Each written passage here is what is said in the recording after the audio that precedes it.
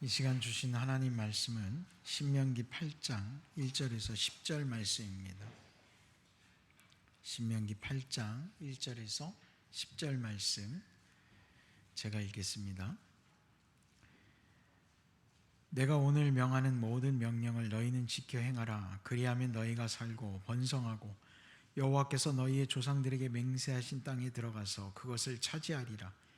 내 하나님 여호와께서 이 40년 동안에 내게 광야 길을 걷게 하신 것을 기억하라. 이는 너를 낮추시며 너를 시험하사 내 마음이 어떠한지 그 명령을 지키신지 지키지 않는지 알려 하심이라.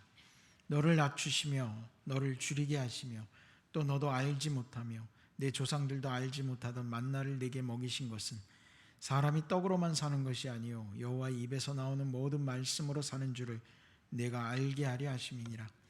이 40년 동안에 내 의복이 헤어지지 아니하였고 내 발이 부르트지 아니하였느니라. 너는 사람이 그 아들을 징계함 같이 내 하나님 여호와께서 너를 징계하시는 줄 마음에 생각하고 내 하나님 여호와의 명령을 지켜 그의 길을 따라가며 그를 경외할지니라. 내 하나님 여호와께서 너를 아름다운 땅에 이르게 하시나니 그곳은 골짜기든지 산지든지 시내와 분천과 샘이 흐르고 밀과 보리의 소산지요 포도와 무화과와 석류와 감람나무와 꿀의 소산지라. 내가 먹을 것에 모자람이 없고 내게 아무 부족함이 없는 땅이며 그 땅의 돌은 철이요 산에서는 동을 캘 것이라. 내가 먹어서 배부르고 내 하나님 여호와께서 옥토를 내게 주셨으므로 말미암아 그를 찬송하리라. 아멘. 할렐루야. 주님의 은총이 여러분들 가운데 충만하시길 간절히 축원합니다. 자, 오늘 말씀 제목은 광야 인생입니다. 제가 요즘 성경을 읽으면서 좀 뭐라 그러죠? 요즘 표현으로 꽂혔다고 해야 되나요? 네, 그런 키워드 중에 하나가 광야입니다. 광야. 왜 그런지 모르겠어요. 그런데 말씀을 읽으면서 이 광야의 삶에 대해서 깊이 있게 고민하고 또 기도하고 말씀을 들여다보고 있어요. 여러분들이 어떻게 생각하실지 모르겠습니다만 광야하면 여러분 어때요? 즐거움이 먼저 떠올리십니까? 아니면 어려움이 먼저 생각나십니까? 그렇죠. 즐겁고 유쾌한 것보다는 뭔가 어려운 곳, 빈들해가는 그런 느낌들이 많이 드시는 게 사실이죠. 예전에 어떤 목사님의 이야기를 듣고 제가 좀 흉내를 내본 적이 한 번 있어요. 뭐냐면 세미나에 갔는데 어떤 한 목사님께서 그런 말씀하시더라고요. 교회에서 속회를 운영하는데 광야 속회를 운영하셨다는 거예요. 근데 그 광야 속회의 속장은 자원을 하는 거랍니다. 그럼 광야 속회가 뭐냐? 속도원이 아무도 없는 속회인 거예요. 아무도 없는 속회를 만들어서 속장을 세워놓는 거죠. 그리고 그 광야 속회를 일구어 가는 거예요. 그래서 연말이 됐을 때 본인이 전도해서 속도원을 늘리고, 그러니까 되게 속회 편성이라는 게 교회에서 이렇게 정해주는 건데 자기에게는 속도원이 아무도 없으니까 방법은 하나밖에 없는 거예요. 나가서 데리고 오든지 자기 아는 사람이랑 예배를 드리든지 우리 교회 식구가 아닌 누군가를 데려다가 같이 속회 예배를 드리고 자기가 밥도 해주고 그러면서 전도의 일환으로 광야 속회를 운영하셨다는 거죠. 그래서 그런 얘기를 듣고 저도 한번 해보고 싶은 마음이 들더라고요. 이게 과연 가능할지 그런 궁금증도 있었던 것 같아요. 그래서 성도님들한테 얘기를 하고 선포를 했어요. 광야 속회 속장님을 찾습니다. 그냥 흉내만 냈어요. 왜? 자원자가 없었어요. 네. 그만큼 우리가 광야라고 하는 말이 주는 그 뉘앙스가 사람에겐 굉장히 부담감이 되는 것 같아요. 여러분, 제가 광야 인생 그리고 광야의 키워드가 꽂혀 있다라고 얘기했는데, 광야라고 하는 것은 깊은 터널을 지나가는 것 같고 아무것도 없는 것 같고 절망 가운데 놓여 있을 때 표현이 바로 광야와 같은 인생이다라고 이야기를 하거든요. 자, 그런데 저는 오늘 그 속에서 우리가 무엇을 배우고 무엇을 깨달아가고 있는지, 여러분, 우리는 지금 꽃길을 걷고 있습니까? 광야의 길을 걷고 있습니까? 여러분은 어떻게 생각하세요? 저는 광야라고 하는, 이스라엘 사람들이 광야라고 이야기하는 그 출애굽의 여정에 그 광야길을 한번 걸어본 적이 있거든요. 성지순례를 갔을 때 저희가 이제 이집트에서 예루살렘으로 들어가는, 이스라엘로 들어가는 그 국경 지역을 넘어가려고 할 때 시내산을 이렇게 거쳐서 시내반도를 거쳐서 이제 간단 말이에요. 근데 가이드가 한참 하루 종일을 달려가야 돼요, 차로. 근데 정말 아무것도 없어요.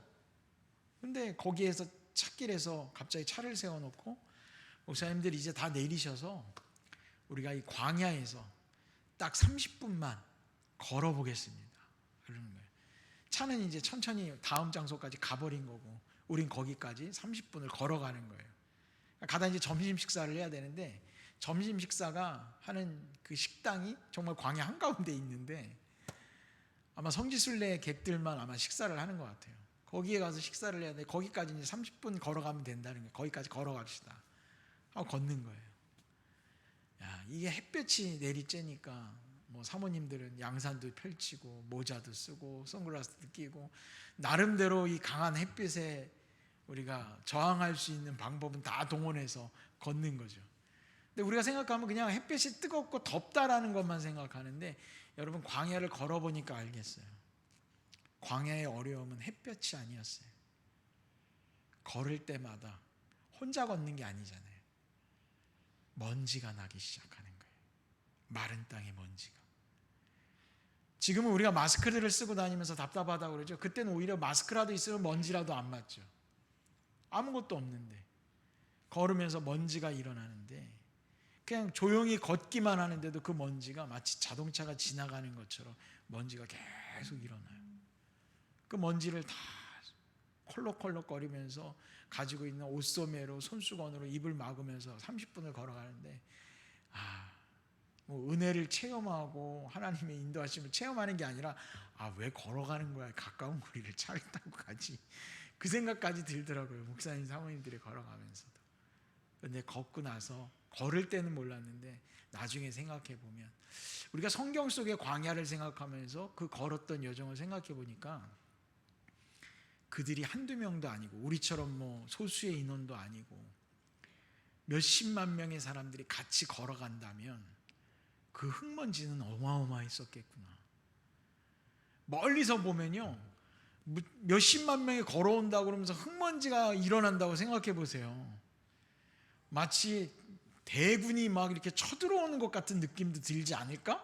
그 생각도 들었어요. 그럼 다른 민족들은, 이스라엘 백성들이 다가온다 그러면 두려움의 존재였겠구나, 그런 생각도 들어요. 그러면서 그 길을 걸었던 이스라엘 백성들은 얼마나 힘든 여정을 걸어갔을까. 우리가 성경 속에서 이스라엘 백성들이 광야에서 얼마나 불평과 불만을 쏟아냅니까? 아니, 우리는 그러잖아요. 아니, 믿음을 가지고 하나님이 인도하셔서 가는 길인데 왜 불평을 했을까라고 생각하잖아요. 우리는 밥 먹으러 30분 걸어가는 길 가운데서 목사님들이, 사모님들이 가서 성지순례를 간 건데, 그 광야길을 한번 이스라엘 백성들의 마음을 한번 느껴보자고 몇 발짝 걸어가는 건데, 그때도 걸어가면서 이건 그냥 뭐 안 걸어봐도 아는 건데 그냥 차를 타고 가지, 이런 말들이 쏟아져 나와요. 그때 저는 알았어요. 뭐 저만 불평을 안 했냐, 이런 건 아니에요. 저도 똑같은 인간이니까. 광야는 온통 불평을 할 수밖에 없는 곳이구나. 이스라엘 백성들이 믿음이 약해서, 그들에게 문제가 있어서 그들이 불평을 했던 게 아니라 인간이 가장 보여줄 수 있는 전형적인 모습들이었구나, 그 생각을 했어요. 여러분 어때요? 여러분의 인생은 광야와 같은 인생입니까? 아니면 꽃길을 걷고 있습니까?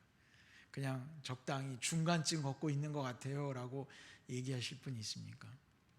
여러분, 우리는 광야에 대해서 부정적이고 두렵고 불평이 쏟아질 수밖에 없는 게 바로 우리의 인식이고 우리의 생각이고 우리의 삶입니다. 자, 그런데 이스라엘 백성들, 광야에 대해서 모를 리가 없을 텐데 모세가 나가자고 했을 때 갔습니다. 다 같이 나갔어요.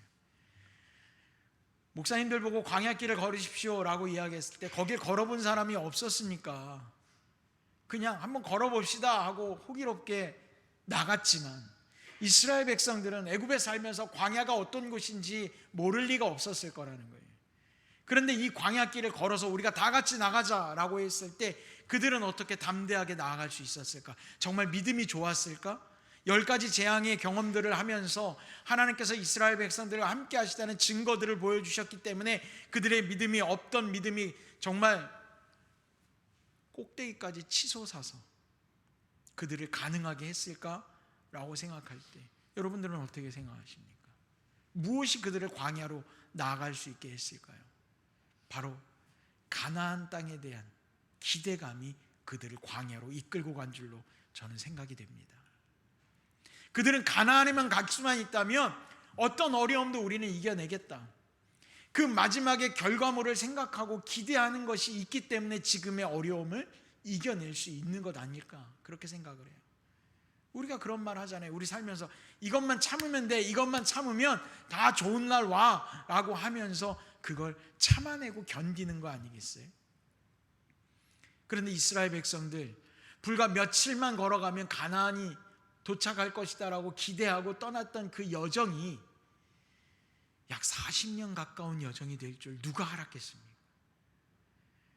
하루 이틀이 지나고 일주일이 지나고 그 세월이 지나가면서 그들의 삶에서는 이제는 그 기대감이라는 건 희미해져 가기 시작한 거예요.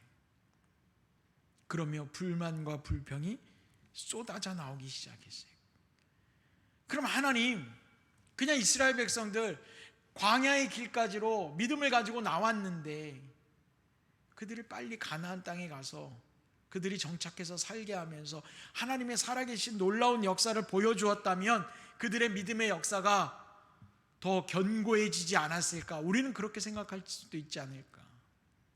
여러분 그러잖아요. 하나님이 이 문제만 해결해 주시면 나의 믿음은 더 좋아질 수 있을 텐데, 하나님이 이 어려움만 해결해 주시면 나는 하나님 앞에 더 충성봉사할 수 있을 텐데, 우리는 우리의 인생 광야 같은 인생 속에서 늘 그렇게 기도하고 있을지도 모릅니다. 그런데 우리가 잊고 있는 게 있어요. 광야로 나간 이스라엘 백성들은 자기들이 가고 싶어서 간 길이 아니었다는 거죠. 누구의 뜻대로 광야로 간 겁니까? 하나님의 명령이었습니다. 하나님의 명령으로 그들이 광야에 나아갔다는 것은 그 광야의 인생을 마치는 것도 누구의 명령이 있어야 되는 겁니까? 하나님의 명령이 있어야 마친다는 것을 그들이 미처 생각지 못했던 것 같았습니다. 그리고 그들에게 하나님이 광야 인생을 마무리 짓고 가나안 땅에 들어가라고 하시는 말씀의 명령이 쉽게 떨어지지 않았어요. 그럼 하나님은 정말 왜 광야에서 그토록 오랜 시간 동안 그들을 그곳에 머물게 하셨을까? 거기에는 분명히 이유가 있었습니다. 그 이유에 대해서 오늘 성경이 이야기합니다. 2절과 3절 말씀을 봅시다. 그 2절과 3절 말씀을 보면 이렇게 하신 말씀이 나옵니다. 내 하나님 여호와께서 이 40년 동안에 내게 광야길을 걷게 하신 것을 기억하라. 이는 너를 낮추시며 너를 시험하사 내 마음이 어떠한지 그 명령을 지키는지 지키지 않는지 알려 하심이라. 여러분, 광야에서의 삶은 그냥 단순히 가나안을 가기 위한 과정이 아니었어요. 하나님의 시험이었습니다. 하나님은 그 광야에서 이스라엘 백성들이 더 낮아지고 겸손해질 수 있는 자들인지, 그리고 그 마음이 하나님만 섬기는 자들이 될 수 있는지 하나님은 그들을 테스트하셨습니다. 그들의 모습에서는 어땠을까요? 여러분의 삶에서 하나님이 테스트하신다면 여러분 어떻겠어요? 이제부터 테스트야 라고 준비 땅 하고서 시작하면 견디는 사람들이 있을지 몰라요. 그런데 그 아무것도 모르고 마냥 내게 주어진 환경이라면 두려움이 앞서지 않겠습니까? 그런데 오늘 신명기 말씀에 모세는 분명하게 얘기합니다. 하나님께서 시험하고 계시다. 하나님께서 알기를 원하신다. 너희들이 하나님을 섬기는 백성이 될지, 그리고 무엇보다도 먼저 얘기한 게 뭐예요? 자기를 낮추는 자들, 겸손한 자들이 될 수 있는 자들인지 하나님이 알기 원하신다는 거예요. 오늘 여러분들에게 하나님이 말씀하십니다. 너희는 겸손한 자이냐? 너희는 하나님만, 나만 섬기는 자이냐? 오늘 하나님이 여러분에게 물으신다면 여러분은 어떤 답을 드릴 수 있을까요? 하나님이 그 답을 찾고 계세요. 누구에게? 우리에게. 하나님은 나에게, 너는 나에게 겸손한 자이냐? 그리고 너를 낮추며 나만 섬길 수 있는 자냐라고 묻고 계시다라는 거예요. 이스라엘 백성들의 삶의 모습은 어땠을까요? 애굽에서의 삶의 시간들, 그 삶의 시간들 가운데 그들이 잊었던 하나님의 섭리를 깨달아야 되는 것이 우선이 되어야 했습니다. 여러분, 광야로 누가 데리고 나갔다고 그랬어요? 하나님의 명령으로 광야에 나갔잖아요. 그러면 광야의 인생을 그들은 광야의 인생 속에서 애굽의 인생을 그리워하기도 하고 애굽의 삶을 기억하고 있는데, 그 애굽에서의 삶은 어떻게 시작된 거였나요? 누구의 명령으로 애굽에서의 삶이 시작된 거였습니까? 하나님의 명령이었어요. 하나님의 뜻이었단 말이에요. 기근 가운데 야곱의 가족들이 애굽에 들어가서 하나님의 인도하심에 따라 애굽에 들어가서 정착해 살기 시작하면서 이스라엘 백성들이 애굽에서의 삶을 시작했던 것, 하나님의 섭리 가운데 애굽에서의 삶이 있었고 가나안의 삶도 마찬가지라는 거죠. 하나님의 섭리를 오랜 시간 동안 애굽에서의 삶에서 잊어버리고 살아가고 있었어요. 왜 하나님이 우리를 이곳에 보내셨는지 그것을 잊어버리고 그들은 그저 그곳에서의 삶에만 집중하고 있었던 거예요. 여러분, 본질을 잃어버리면 안 돼요. 우리가 믿음 생활하면서 교회 와서 예배하고 나의 믿음을 하나님 앞에 더 성숙되게 만들어가기 위해서 신앙생활하는데 우리는 문득문득 나의 신앙생활의 본질을 잊어버릴 때가 있어요. 여러분, 왜 예배하는 겁니까? 왜 교회 공동체가 하나가 되어서 우리가 하나님의 말씀대로 살려고 애쓰는 겁니까? 여러분, 세상에서 나의 삶의 영화로움을 위해서 여러분 이곳에 나와 있는 겁니까? 세상에서 여러분들이 얻기 위한 것이 있어서 이 교회에 와 있어요? 사람들과 관계하는 겁니까? 혹시 사업 때문에 이 자리에 나와서 사람들과 관계를 맺는 분이 있습니까?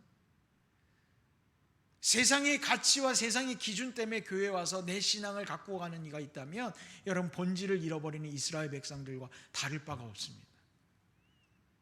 우리는 그 본질을 잊어서는 안 됩니다.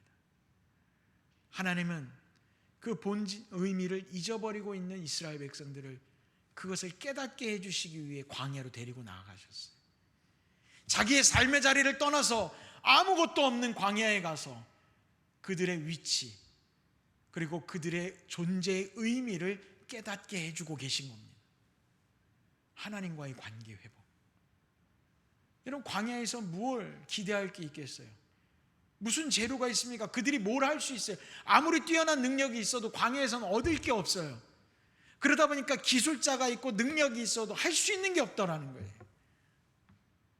그들이 할 수 있는 건 뭡니까? 하늘만 쳐다보는 거예요. 하나님만 바라보는 것밖에 없어요. 우리의 인생에서 광야의 인생이라고 하는 것, 절망 가운데 있는 것처럼 느껴진다고 우리가 처음에 말씀을 시작하며 얘기했는데, 그 광야에서 우리가 해야 되는 건 뭐예요? 하나님을 바라보는 거예요. 전 반대로 보고 있어요. 광야의 인생은 절망의 인생이 아니라 하나님만 바라보고 있는 인생이 바로 희망의 인생이 되는 것이다. 우리가 하나님을 바라보고 살아야 되는데 하나님을 바라보지 못하고 살았던 나의 인생이 오히려 절망의 인생이 아니겠는가. 우리는 광야라고 생각할 때 부정적으로 생각할 게 아니라 하나님만 볼 수 있다면 우리는 광야로 나가야 돼요. 그게 우리가 가야 될 길이라는 거예요. 여러분, 우리가 뭔가를 원해서 얻고자 할 때, 누군가에게 무엇을 부탁할 때 어떻게 해야 얻을 수 있을까요? 내가 저 사람한테 저걸 좀 받아가지고 가졌으면 좋겠는데 어떻게 부탁해야 될까? 저 사람을 어떻게 내가 잘 구워 삶아서 저걸 내가 진짜 저 사람한테 받을 수 있을까? 골똘히 생각하죠. 여러분, 이스라엘 백성들이 광야에서 그들이 원하는 게 있어요. 먹고 싶은 게 있고 마셔야 되는 물이 있고 고기가 먹고 싶어져요. 하나님 앞에 구할 때 어떤 모습으로 구해야 될까요? 이스라엘 백성들이 하나님께 구할 때마다 그 특징을 아십니까? 그들이 하나님 앞에 구할 때마다 나오는 특징은 뭐냐면 불평이었어요. 불만이었어요. 투덜댐이었어요. 여러분, 세상에서 얻으려고 할 때 불평, 불만하고 투덜대고 있는 사람한테 줍니까? 뭐 미운 자식 떡 하나 더 주는 거예요? 그런데 이스라엘 백성들은 끊임없이 불평합니다. 물이 없어서 그렇고, 먹을 게 없어서, 고기가 없어서, 고기가 먹고 싶은데 늘 불평하면서 하나님 바라봅니다. 우리 하나님 어떤 분이냐고요? 불평을 하던 뭘 하던 하나님께 구하는 자에게 하나님 주셔요. 그게 하나님이에요. 여러분, 성경을 보면 이스라엘 백성들이 광야에서 고기가 먹고 싶다고 투덜댈 때 하나님께서 메추라기를 보내셔서 먹게 하시잖아요. 근데 그 얼만큼 먹게 하셨는지 혹시 아십니까? 성경에 기록되어져 있는데 민수기 11장을 한번 찾아보실래요? 민수기 11장을 한번 찾아봅시다. 민수기 11장 19절 20절을 한번 찾아보세요. 우리 같이 한번 읽어봅시다. 민수기 11장 19절 20절 읽겠습니다. 시작. 하루나 이틀이나 닷새나 열흘이나 먹을 뿐 아니라 냄새도 싫어하기까지 한 달 동안 먹게 하시리니 이는 너희가 너희 중에 계시는 여호와를 멸시하고 그 앞에서 울며 이르기를 우리가 어찌하여 애굽에서 나왔던가 함이라 하고. 아멘. 여러분, 고기가 먹고 싶다고 투덜대는 이들에게 하나님이 고기를 주시는데 그냥 배불리 먹게 한 정도가 아니에요. 냄새도 싫어하기까지, 질력이 날 때까지 먹게 하신다는 거예요. 왜 그렇게 하셨을까요? 옛날에 어떤 개그맨이 그런 얘기를 했어요. 하루는 여름에 참외가 먹고 싶은데 아버지한테 참외를 사달라고 그랬다는 거예요. 참외 사주세요. 참외 사주세요. 더운 여름날 귀찮게 하니까 나중에 하다가 며칠이 지났는데 맨날 질력이 나게 참외 사주세요. 참외 사주세요. 여름에 장에 가기가 옛날 얘기니까 장에 나가서 사갖고 와야 되는데 장에까지 갈 수도 없고 5일장도 아직 멀었는데 그냥 아들이 참외 사주세요. 참외 사주세요. 귀찮게 하는데 어느 날 집 앞에 참외 장수가 지나가더래요. 리어카에다 참외를 달고서 참외 사세요. 참외. 그래서 아버지가 참외 상사를 불러가지고 마당으로 들어오라고 그랬대요. 이거 다 얼마입니까? 다 주세요. 그리고 아들을 불렀대요. 너 다 먹어. 못 먹으면 다음부터 다 죽었어. 다 먹어. 그 다음부터는 자기가 아버지한테 뭘 사달라고 얘기해 본 적이 없대요. 여러분, 하나님이 고기를 먹겠다고 불평하는 이들에게 하루나 이틀, 닷새, 열흘이 아니에요. 냄새도 싫어하기까지 그들에게 질리게 해주셨다는 표현이 나오고 있어요. 저는 이 표현을 읽을 때마다 왜 이렇게 웃음이 나는지 몰라요. 우리가 하나님 앞에 간구하고 하나님께 은혜를 구할 때는요, 여러분, 구하는 자의 자세가 돼야 돼요. 이스라엘 백성들은 구할 때마다 불평했어요. 왜 그런지 모르겠어요. 우리도 살면서 성격이 그런지 꼭 불평이 앞서고 불만이 앞서는 사람들이 있어요. 여러분, 고쳐야 됩니다. 하나님이 내 인생 가운데 질력나게 하실지도 몰라요. 먹고 죽어라. 여러분, 돈 너무 좋아하지 마세요. 돈 때문에 죽을 수 있어요. 전 두려워요.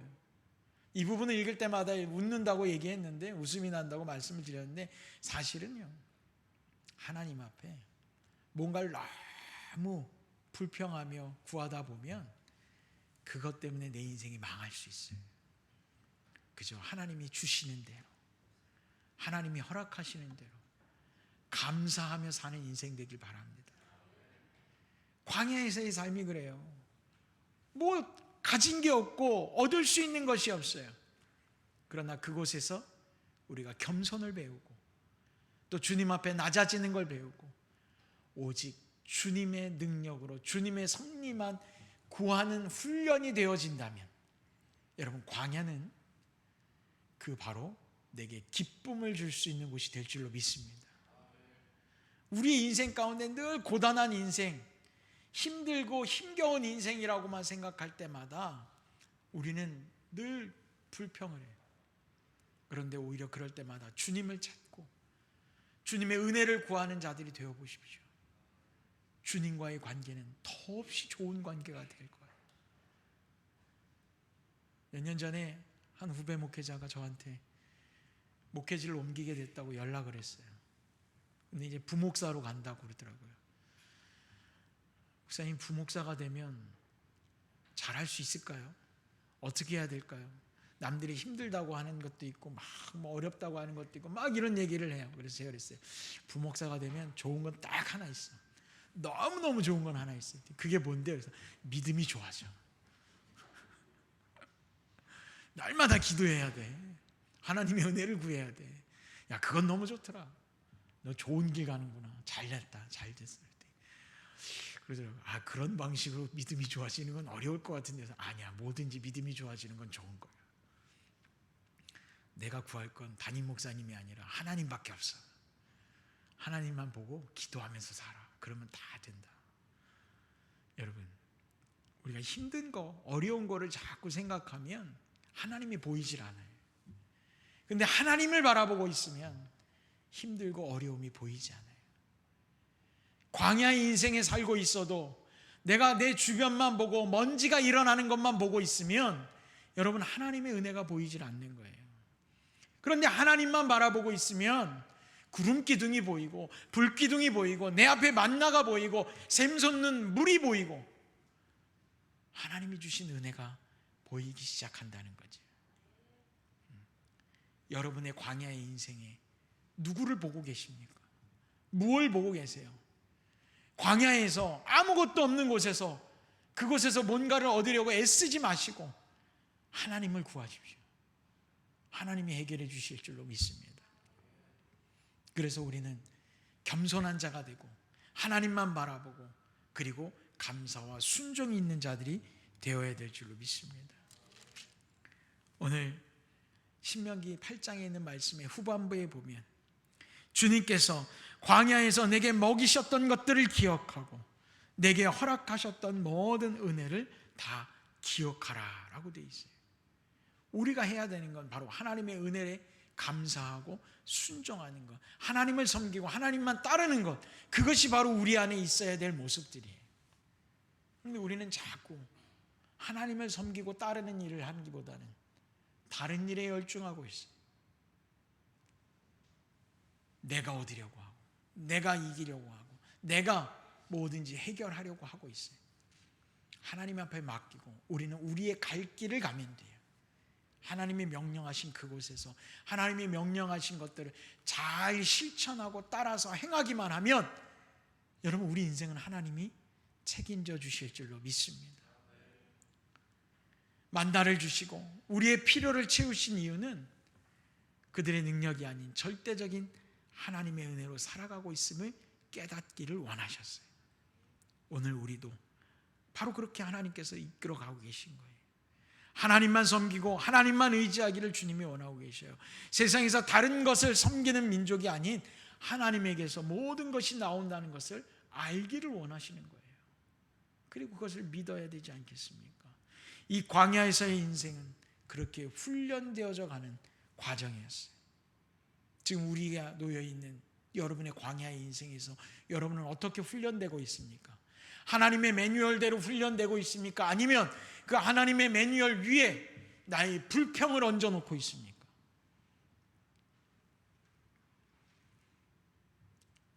우리가 하나님의 매뉴얼대로 그 훈련 과정에 임하지 않을 때 우리는 도태됩니다. 그리고 버림받습니다. 불뱀에 물려 죽게 되는 것처럼 우리는 무너질 수밖에 없습니다. 물려 죽어가면서도 자기가 죽어가는 줄도 모르고 자기가 무너지는 줄도 모르고 자기 뜻대로 살려고 하는 자들이 있어요. 여러분, 회개하십시오. 그리고 주님만 의지하십시오. 저도 목회를 하면서 가끔 목회의 어려움을 겪을 때가 있어요. 그런데 참 희한한 건 그 목회의 어려움에 꼭 공통점이 있습니다. 내가 뭔가 물줄기를 바꾸려고 했을 때마다 어렵더라고요. 내가 억지로 뭔가를 이루려고 할 때마다 너무 힘들었어요. 그런데 저도 목회를 하다 보니까 이제 방법이, 요령이 터득이 되는 것 같아요. 내가 하려고 하지 말고 하나님께 맡겨보자. 그리고 하나님께 기도하자. 그러면 미처 생각하지 못했던 방법들을 하나님이 생각하게 하셔요. 그리고 순종하게 하세요. 겸손하게 하셔요. 그 과정에서 나를 훈련시키시는 것이 내게 느껴져요. 왜 그러냐? 여러분, 훈련은 쉽지 않습니다. 힘들어요. 그 힘든 과정을 주세요. 우리는요, 쉬운 것을 선택하면 여러분, 그건 훈련 안 됩니다. 아, 이게 힘들겠구나. 이게 좀 어렵겠구나. 개인적으로 내가 좀 어렵고 힘든 길이구나.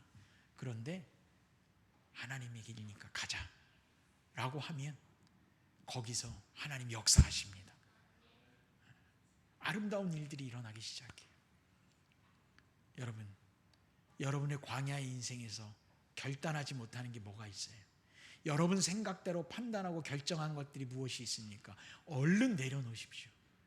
그리고 주님께 맡기십시오. 그리고 여러분들이 선택하기 어려운 그거 선택하십시오. 그럼 하나님 역사하실 겁니다. 우리가 살아가고 있는 이 광야의 설계자가 누굽니까? 바로 하나님이십니다. 설계자가 하나님이셔요. 그럼 하나님께서 책임지시지 않겠습니까? 그런데 중요한 건 광야의 끝도, 광야의 다음 코스도 하나님은 설계하셨다는 거예요. 할렐루야. 가나안을 준비해 놓으셨잖아요. 이스라엘 백성들을 위해서. 우리를 위해서 주님께서 이 가나안 땅을 허락하시고 준비해 주실 줄로 저는 믿습니다.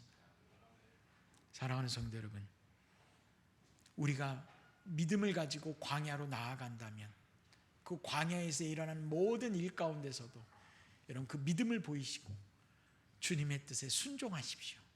그리고 더 겸손해집시다. 그것이 주님을 기쁘시게 하는 일이고 주님의 역사를 우리가 경험하게 할 놀라운 일들이 일어날 줄로 믿습니다. 여러분들의 광야의 인생을 응원하겠습니다.